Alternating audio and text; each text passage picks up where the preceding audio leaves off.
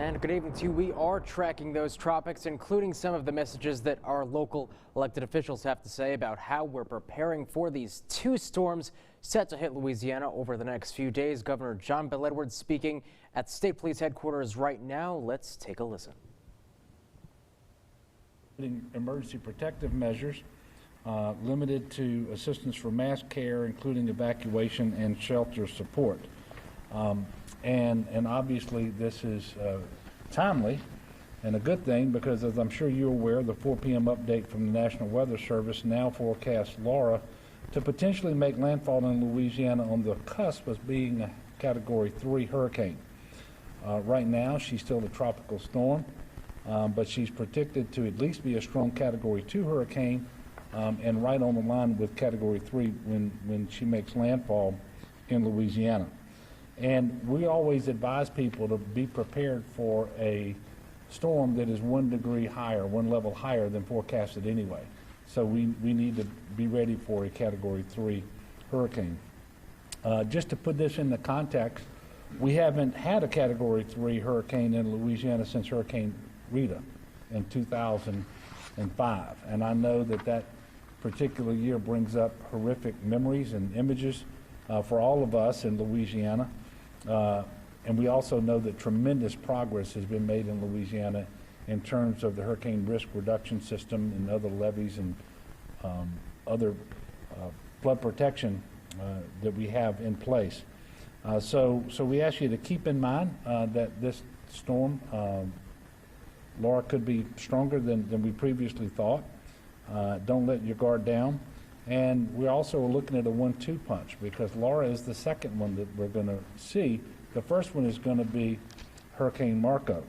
And there's also been a change in the forecast there on the track, not necessarily on the intensity with respect to Marco, but it's going to come in around the mouth of the river and then make a really hard left turn or westward turn and hug the coast for a while. So we're going to get basically a right hook from Marco and then a left hook from Laura, and to describe what that's going to look like in a little more detail. With me again today, I have meteorologist Benjamin Schott. Now he works for the National Weather Service out of the New Orleans office, and you can see I have many other members of the team. I'm going to ask Ben to come up and brief you all, and when he's completed that, I'll come back up, and then when I complete my remarks, you'll be able to ask questions of me or any of the other members of my team that you see up here. Thank you. Ben? Good evening, everyone. Again, thank you, Governor, for inviting us from the National Weather Service to come and provide this information on a very odd meteorological event with 2 tropical systems impacting the state here and just in the course of 48 hours. So with that, I'll kick off a briefing. I have a slideshow also that you'll be able to see to talk a little bit about what we have expected over the course of the next couple of days. So some of the initial impacts when it comes as an overview for Marco will be, it has a very small wind field. So the hurricane force winds likely will be just barely along the mouth of the Mississippi and maybe along parts of southeastern Louisiana as it moves along the coast. But tropical force winds will be possible across much of southeastern Louisiana. With that also is a heavy rain threat, and we'll talk a little bit more about it and some of its impacts, and coastal flooding along with some storm surge. So we get the full gamut with Marco and what it can produce. And then behind it, within just about 48 hours, is Laura. It has all the same impacts, and like the governor was mentioning, it has the potential to be a major hurricane. So this would be something that we'll need to even pay, really close attention, especially since as Marco, as I'll show in a second, is forecasted to track along the coast. It's possible that you'll have 2 tropical systems basically within the same space over the course of about 48 hours, which can create a multiplying effect when it comes to impacts and damage. So here's the track for Marco that was released from the Hurricane Center at 4 o'clock. You can see, as the governor was mentioning, it will slow as it approaches the mouth of Mississippi. and then it will weaken slightly and become a tropical storm and then move along the Louisiana coast. It will slow as it moves across the coast, and so you'll see impacts from it along Louisiana's coastline well into Tuesday, if not maybe Tuesday afternoon or evening.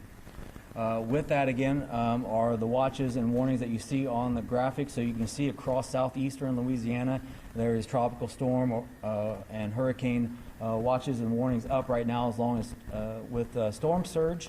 And these are all things that we are expecting for Marco when it makes impact to the southeastern coast sometime tomorrow. The earliest time of arrival for winds, as you can see here, it's really almost now. There are places along the mouth of Mississippi that are seeing some showers and thunderstorms and wind gusts right now to 30 to 40 miles per hour. So the initial insult is pretty much happening as we speak. And then that will increase its impacts with the chance of tropical storm winds as we move through the overnight hours and into tomorrow, and then along the southern coast as it moves slowly to the west, as we had mentioned earlier. Here again is just a quick look at the current storm surge warnings and watches. Almost all of southeastern Louisiana is under a storm surge warning. Anywhere from 3 to 5 or 4 to 6 feet of storm surge is likely. Outside of those areas, 2 to 4 is likely, and especially even as long as you can see across coastal Louisiana as it moves there will still be some impacts with the storm surge and some coastal flooding issues.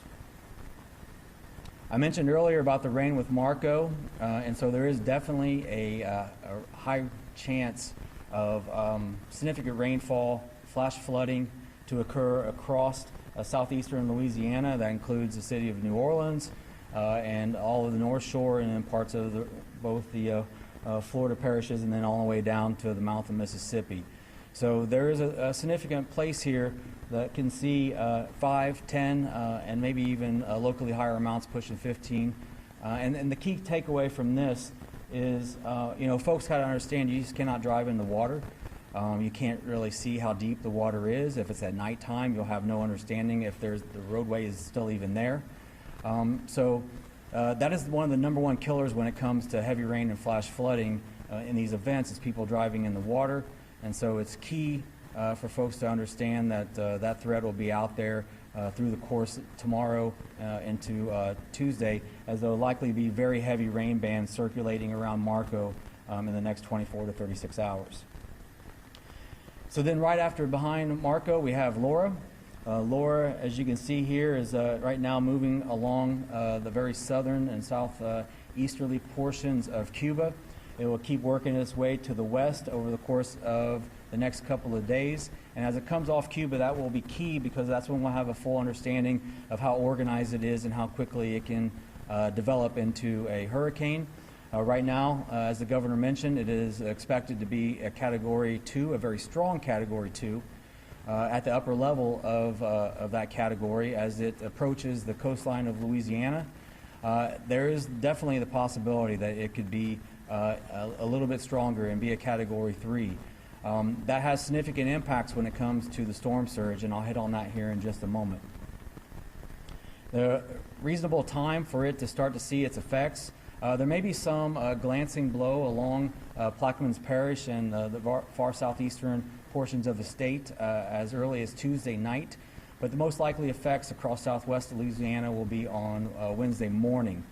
If you think about what I just talked about a second ago about the timing with Marco, it will be exiting the state to the west on Tuesday evening. And then less than maybe 12 to 18 hours later, the effects of Laura will be working its way into the state. There is a very narrow window between these two systems, and I can't even really put words real clearly about how remarkably odd that is to have two systems like that so close to each other and impacting the same state within such a short period of time. So because we are expecting Laura to be anywhere from a very high-end Cat 2 to a possible Cat 3, this gives a quick look at what the reasonable worst-case scenario would be for storm surge, and basically that would be 10 feet plus along the southwest Louisiana coastline. The other interesting thing with a storm of this magnitude and that strength, if it holds like that as it makes its way inward, is that there can be effects pushing water up the rivers up to 30 miles inland. So you don't have to be just along the coast to see the impacts of the storm surge and the coastal flooding with Laura, because it's such a strong storm and it's going to be pushing so much water. The other interesting thing about Laura as compared to Marco is that it's a very large storm. Its wind field is going to be much larger than Marco's. And so there will actually be storm surge effects even in southeastern parts of Louisiana from Marco. And so it's possible there could be significant storm surge flooding across much of southeastern Louisiana. And so that is possible there of anywhere to maybe 7 to 10 feet, depending on where the track sets up and where it makes landfall along the coast. So some other considerations when it comes to Laura. We have a little bit less confidence in exactly how, again, the intensity is going to be, though the track hasn't moved as much over the course of the last 24 hours. When it comes to Laura, the other significant thing is, again, larger wind field, like I mentioned, and so it can have effects much further away from that cone. I must emphasize again, do not get so locked in onto just the cone itself. Impacts from it can be seen many, many miles outside of that, whether it be the heavy rain, flooding, tornadoes. All of that is going to happen, and especially more likely on the eastern side of that cone. So again, it's not so much to fixate on the center line or the cone, but understand those impacts can be miles away from that area and maybe even 50 to 100 miles away. And so with that, I think the last thing that I'd like to mention is that there's ways to get information from us. Make sure you're getting from reputable sources. A lot of things do fly around on the internet as we move closer to this storm. I think that's a very important thing for people to make sure where they're getting their information. And with that, I'll turn it back to the governor. And again, thank you for having me. Let's see, do y'all have questions for Ben while he's up here? Don't leave, because I'll have some for you to take over. Thank you. Ben, thank you for the briefing, and thank you for being here with us at GOSEP. I do want to reiterate a couple of points that Ben just mentioned. Nobody should look at these cones for these two hurricanes and to say, well, I'm either inside or outside, therefore I will or I won't pay attention or take the necessary precautions. The cone is an estimate of right now where the center of those storms should track. But the fact of the matter is only 66% of the time do storms actually make landfall inside the cone. And the effects are always felt outside the cone. And clearly Laura is further out, and so nobody should be making any definitive decisions like that based on Laura at this time. But everybody needs to continue to pay attention. I do want to remind you of something that I said this morning, and that is that as a result of the weather systems that we're discussing, state offices in South Louisiana are going to be closed on Monday. We also know that many schools and school districts have already announced closures, and we would ask you to watch your local news to find out about the latest closure announcements, whether it's K through 12 or our universities and community and technical colleges. We have conducted Unified Command Group meetings since Friday. We have a statewide emergency declaration in place. All of this underscores how seriously you should take these storms.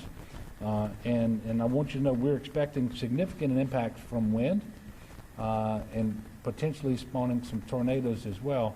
But for the most part, we really believe this is going to be a week where water will present the most immediate and serious hazard to the people of Louisiana. And one of the things that's going to make this very difficult to quickly help individuals, whether it's search and rescue or delivering assistance, is what Ben said a while ago. The window of time within which we may be able to operate and maneuver between the two storms may be as little as 12 hours, maybe 12 to 18 hours.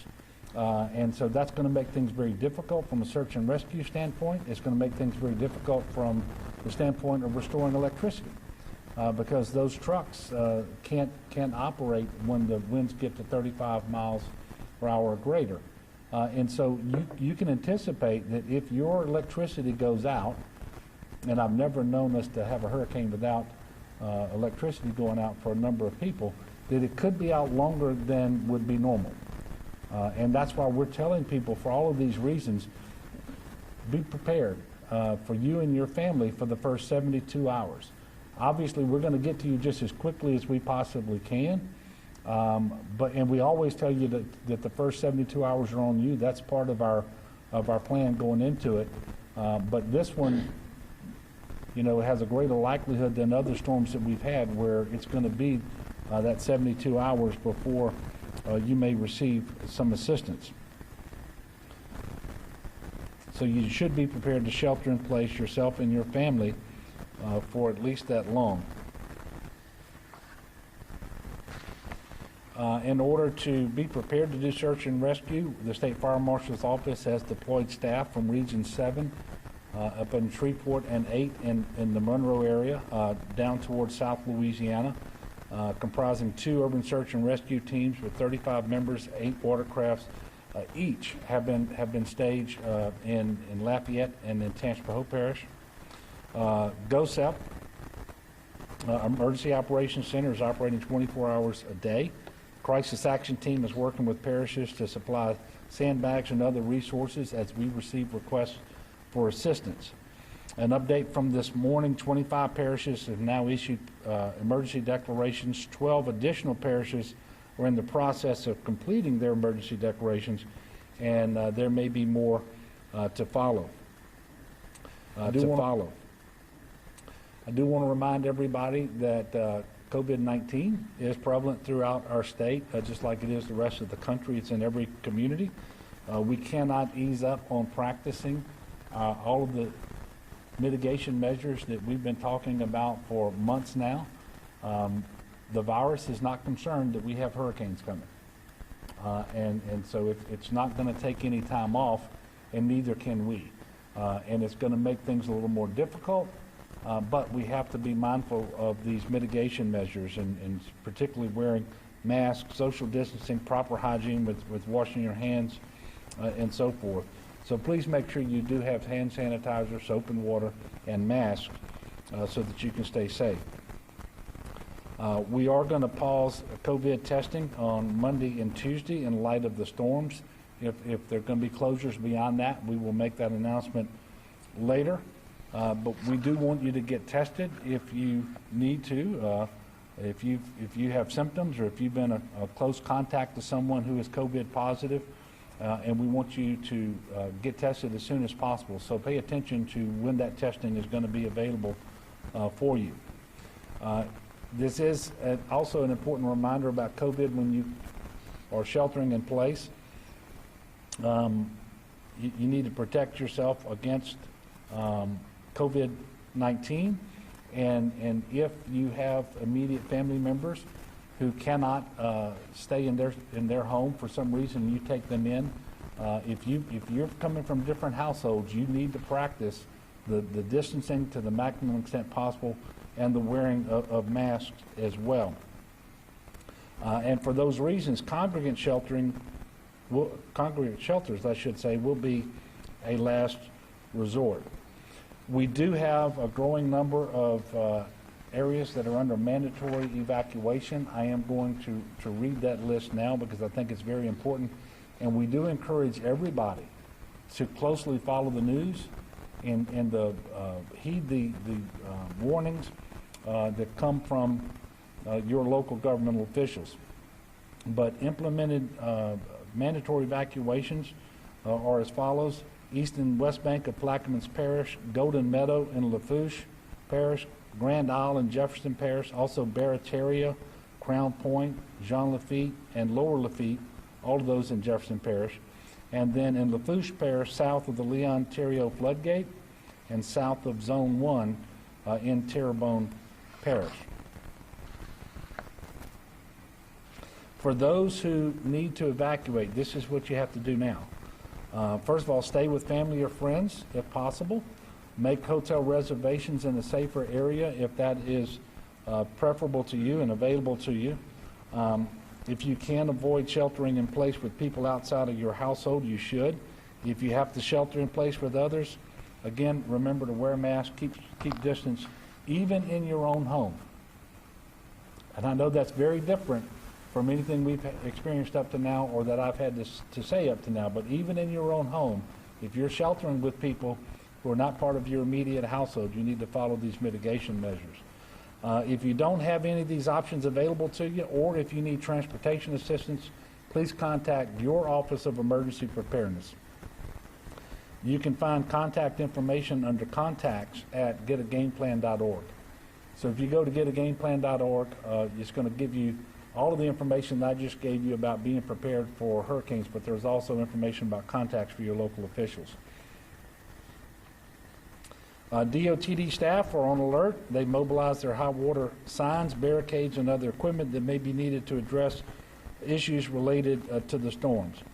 And Ben mentioned this a while ago, but quite often in storms like this, the thing that causes the most deaths isn't necessarily a direct impact of the wind or so forth. It is the flooding and individuals trying to drive through water when they don't know how deep that water is and whether it's safe to do so. So we are strongly encouraging everyone to not drive through water unless you are 100% sure that it is safe. Do not disregard any high water signs. And remember that there's often a current flowing across the roadway that is imperceptible to you while you're in your car. And it doesn't take much current in order to wash your car off the road. And many times when that happens, you're washed into a ditch or a stream where the water is much, much deeper than it is on the road itself. Also want to tell you about water with the rain that's going to come in and the wind, which will weaken trees from Marco, followed by additional rain and stronger winds with Laura. We can anticipate that there will be a number of trees that get blown over, potentially onto people's homes, but also onto roadways and power lines. So everybody should be aware of that as well. That's going to present a particular hazard, especially, and everyone should treat a down power line as if it is live. DOTD has activated 40 out of 110 school buses and 20 coach buses, and they're positioned half each at Lamar, Dixon, and Gonzales, and in Lafayette near the airport. The National Guard is providing the drivers, and we certainly appreciate all of them for that work.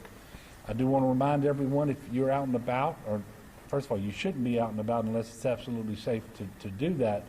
But if you need to see what roads are closed, either because of construction or because of high water, go to 511la.org, 511la.org, or the 511LA app, and you will see real time what roads are closed or open.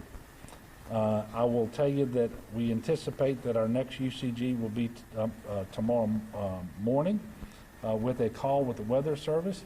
Then in the afternoon, we'll do another UCG meeting. Press conferences, I believe, are scheduled at 11:30 tomorrow and at 6 again. So that'll be the same schedule that we had today. And with that, I'm happy to take your questions, and you can direct your questions to any members of our team, and you can see that we have quite a few team members here today. Sam?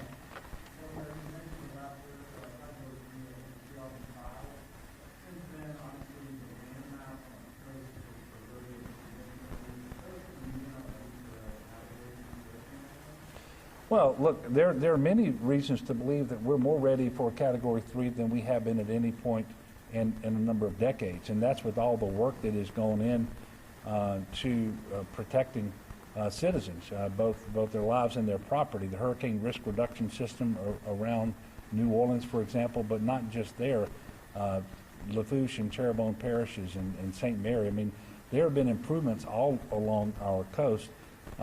You know, I never want to say that we know that we're 100% ready, because we never know exactly what Mother Nature is going to throw at us. But I'm actually confident that we are going to do well when it comes to our protection systems, and that they're going to stand up and deliver the protection that they're supposed to. But even with that, there's still going to be tremendous wind and rain. and storm surge outside of those protected areas. And really, if you look at the evacuations that have been ordered, the mandatory evacuations, those are outside of the protected areas. Any other questions? Yes, sir. Well, good.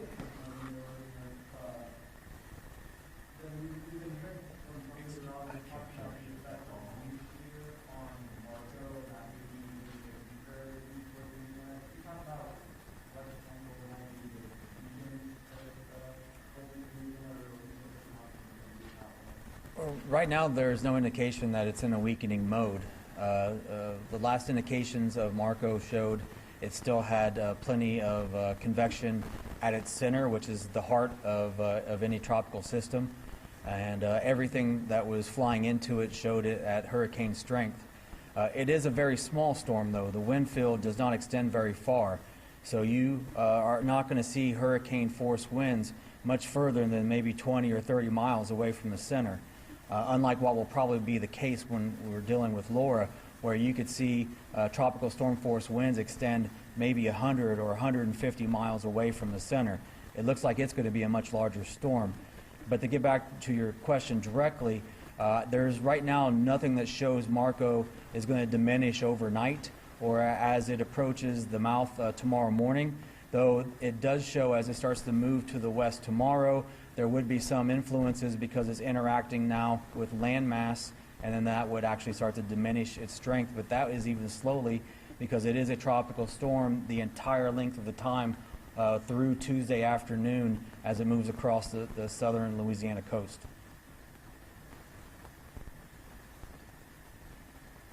Okay. I want to thank you all for continuing to cover this, and again, we will see you at 11:30 tomorrow for the next press briefing. And we are encouraging people to do whatever it is that they have to do with the little bit of time they have left to prepare themselves and their families for these storms. Also, want to make sure you understand we don't remind you of Rita and Category 3 storms in an attempt to try to scare anybody, but we want people to take this seriously and to get prepared. That's what we need to do. And in addition to preparing, again, I encourage people to pray for our state and for the people of our state as well. So with that, we will see you all tomorrow. Governor John Bel Edwards mentioning a potentially tight window between 12 and 18 hours when it comes to Marco hitting land, then Laura for Louisiana. Again, we're going to be keeping track of both of these storms. And again, even if you're not within that cone of contact right now, just got to be careful. Don't underestimate your risk here ahead of these storms. Of course, worth note here, President Trump approving Louisiana's emergency declaration request as a result to get more resources into our state, in addition to the local and state resources on the way. But again, a lot to cover here. A busy week ahead weather-wise. We'll be keeping you posted on air and online. Fox 44 News at 9 o'clock tonight, then NBC Local 33 News at 10 o'clock. But for now, I'm Harrison Golden reporting. Have a good night.